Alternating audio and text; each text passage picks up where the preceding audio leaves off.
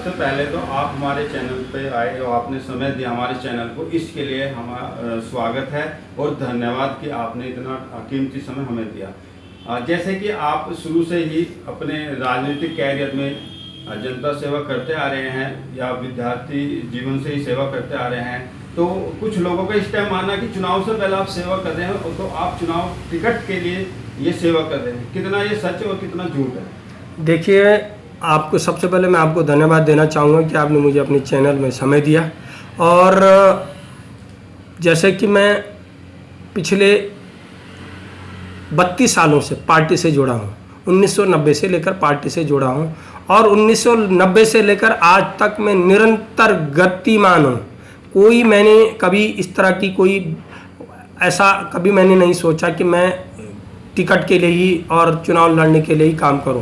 हमेशा मेरे मन में एक जन सहयोग की भावना रही, एक जनता की सेवा करने का मन रहता है। किसी भी फ्रंट में मैं हमेशा फ्रंट में रहता हूं, इसलिए रहता हूं कि मेरे अंदर एक संस्कार हैं और अपने परिवार के संस्कार हैं कि मेरे को समाज सेवा में जुड़ने का और अपने आप को हर टाइम समाज सेवा में समर्पित करने की भावना से मैं काम करता हूँ। 91, 92, 93, 94 तक मैं विद्यार्थी परिषद से जुड़ा रहा हूँ। उसके बाद 94 से उत्तराखंड आंदोलन जब चरम पर था, उत्तराखंड आंदोलन में मैं कई बार जेल गया हूँ, कई बार मैंने लाठी डंडे मार खाई। जब तक आंदोलन चला तब तक मैं प्रत्येक धरना, प्रदर्शन, रैली, जेल भरो आंदोलन, कुछ भी हो, चाहे रेल रोको आंदोलन हो, उस आंदोलन में निरंतर सहयोग किया और जब तक आंदोलन चला उसमें रहा। उसके बाद भी मेरी सेवाएं, मैं पार्टी के लिए सदैव समर्पित रहा हूँ। पार्टी ने मुझे अनेक दायित्व दिए हैं, उन दायित्वों को भी मैंने बढ़िया ढंग से जिम्मेदारियों का निर्वहन किया। उसके बाद हमने सहकारिता में, पार्टी ने मुझे सहकारिता में प्रदेश का संयोजक बनाया। सहकारिता आंदोलन को भी मैंने यहाँ से लेकर दिल्ली तक हमने चरम पर लड़ा। जब हम लोग विपक्ष में थे केंद्र में, तब भी हमने दिल्ली तक भी इस सहकारिता आंदोलन को लेकर के गए।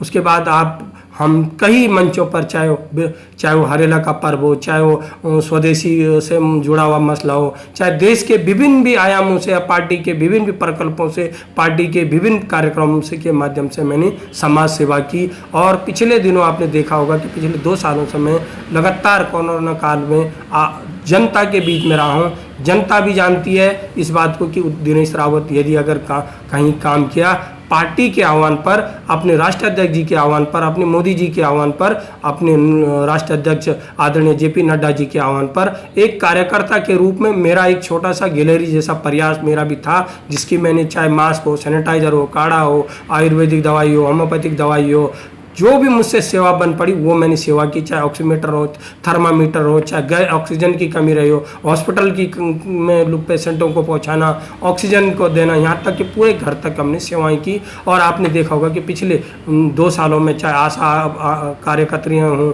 आंगनबाड़ी कार्यकर्त्रियाँ हों, उनको सबसे पहले यदि सम्मानित करने का काम किया तो मैंने किया। सफाई, अपने जो पर्यावरण मित्र हैं उनको सम्मानित करने का काम किया पिछले 2 सालों में, हर उसमें मैं करता हूँ। उसके बाद हमने हर जो भी, चाहे वो पुलिसकर्मी हो, चाहे चिकित्सा कर्मी हो, चाहे डॉक्टर हो, चाहे जो भी हो, हमने सबकी सेवाएं, सबको सम्मान दिया और कोरोना काल में अपने आप भी काम किया। और जिन्होंने काम किया उन संस्थाओं का धन्यवाद भी किया और सम्मानित भी किया मैंने।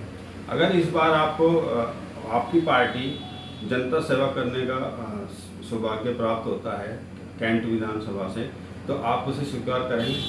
देखिए, मेरी दावेदारी 2012 में भी थी, 2017 में थी और 2022 में मुझे उम्मीद है कि पार्टी मुझे मेरे नाम पर विचार करेगी, तो मैं निश्चित तौर पर इसको स्वीकार करूंगा। और स्वीकार करने के बाद बहुत अच्छे जनता का जो आशीर्वाद और प्यार और अपार जन समर्थन जो मुझे मिल रहा है, उसमें मैं खरा उतरूंगा।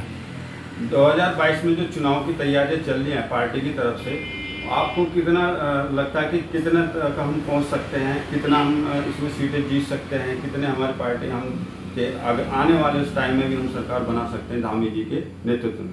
देखिए, मुझे उम्मीद है और हमारा जो पार्टी का एक नारा है, इस बार 60 पार का नारा है और मुझे उम्मीद है पिछली बार 57 सीटें थीं, वैसे भी हमारी सीटें जो हैं इस बार जो पार्टी का नारा है 60 पार का नारा है और हम पूर्ण समर्थन के साथ, और इस बार 60 सीट हम 65 भी ला सकते हैं, लेकिन 60 पार का नारा है। 60 सीटें से ऊपर हम जीतेंगे और बहुत अच्छे मतों से, बहुत अच्छे उससे सरकार बनाएंगे। और माननीय पुष्कर धामी जी के नेतृत्व में, चाहे राष्ट्र अध्यक्ष जी के नेतृत्व में, भारतीय जनता पार्टी के प्रत्येक कार्यकर्ता का एक नेतृत्व रहेगा और उसमें हम आगे बढ़ेंगे। जैसे कि अभी कहते हैं कि कोरोना ख़त्म नहीं हुआ, कोरोना की लहर इसकी आ सकती है, तो उसमें आप किन लोगों की जिम्मेदारी कहना चाहोगे कि जिम्मेदारी किसकी होनी चाहिए एक जन सेवा के रूप में? देखो, ये आपने भी देखा है, भारतीय जनता पार्टी एक ऐसी पार्टी है जो निरंतर किसी भी सेवाओं में, देश पर कोई भी आपत्ति आती है वहाँ भारतीय जनता पार्टी का कार्यकर्ता खड़ा होता है। चाहे कोई उत्तरकाशी का भूकंप हो, चाहे देश के अंदर कोई भी आपत्ति या विपत्ति आती है, वहाँ भारतीय जनता पार्टी का कार्यकर्ता सबसे पहले खत्म होता है। कोरोना जिस दिन से शुरू हुआ उस दिन से माननीय राष्ट्रीय अध्यक्ष जी ने आह्वान किया था कि हम जनता की सेवा करेंगे और प्रत्येक दिन 1 करोड़ लोगों की हम सेवा करेंगे, चाहे कच्चा राशन हो चाहे पक्का राशन। हमने उस सेवा में भारतीय जनता पार्टी के प्रत्येक कार्यकर्ता ने काम किया। कोई पार्टी कहीं पर दिखाई नहीं दी दूसरी पार्टी इस पूरे कोरोना काल में। फ्रंट मोर्चे पर हमारी पार्टी सड़क से लेकर संसद तक और सड़क से लेकर जरूरतमंदों के दरवाजे तक भारतीय जनता पार्टी दिखाई दी और अन्य पार्टियां कहीं दिखाई नहीं दी। मेरा आखिरी सवाल है, जैसे आज 2 अक्टूबर है, 2 अक्टूबर में शास्त्री जी और गांधी जी, तो इस पर आप लोगों को क्या संदेश देना चाहेंगे? देखो, मैं कहना चाहूँगा कि 2 अक्टूबर को गांधी जयंती और लाल बहादुर शास्त्री जी की भी जयंती है। दोनों को लाल बहादुर शास्त्री जी ने किसानों को आह्वान किया था और महात्मा गांधी जी ने देश के अंदर जो लोगों में स्वच्छता के प्रति और अपनी चरित्र के प्रति लोगों का एक आह्वान किया कि जब तक आपका चरित्र शुद्ध रहेगा तो सब कुछ आपका वातावरण शुद्ध रहेगा। मैं ये कहना चाहूँगा कि हम सब लोगों को अपने चरित्र निर्माण में और अपने समाज को स्वस्थ बनाने में और अपने आप का व्यक्ति निर्माण करने में और समाज की सेवा में करने का ये आह्वान करता हूँ और अपने सभी लोगों को ये संदेश देना चाहूँगा कि हम लोगों को एक सेवा कार्य के माध्यम से, चाहे वो स्वच्छता के माध्यम से हो, चाहे वो किसानों की सेवा हो, चाहे इसको सेवा के रूप में हमको देखना चाहिए।